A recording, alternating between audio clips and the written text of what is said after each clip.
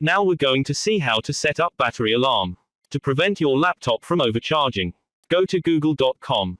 Type in battery limiter.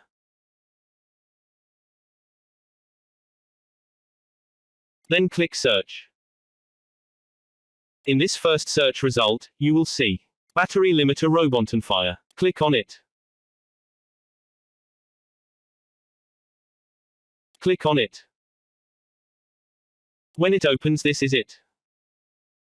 This is the web page. The website where we are going to download the software. It is what we are going to use for it. You click on download. We already have it installed in this system, operating in this particular PC. So it's already in this PC. We are going to see how it works. First of all, let's go through the settings. We through the settings before we see how it works. Before we see how it functions. Now we head over to the settings.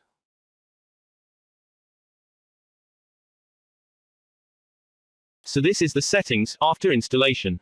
This is the app dashboard.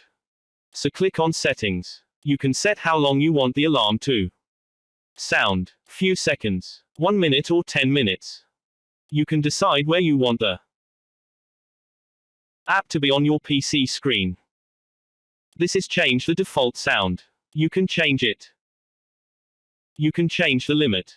By default the alarm is triggered when the battery is below 10% and above 90%. When the limit it's reached for the battery. You can actually change the limits in the settings. So after you're done with the settings, you can close dashboard here. You can access the website of the app here. So that is how you can tweak the settings. So we're going to see how it works. By default, when the battery is over 90%, alarm is triggered. So you will see the battery sound triggered now after the battery charge exceeded 90%. You can see the sound from the app. The alarm is now sounding. By default the software sets low battery at 10% and full battery at 90%. So if it exceeds 90%, the alarm will be triggered. So that's it.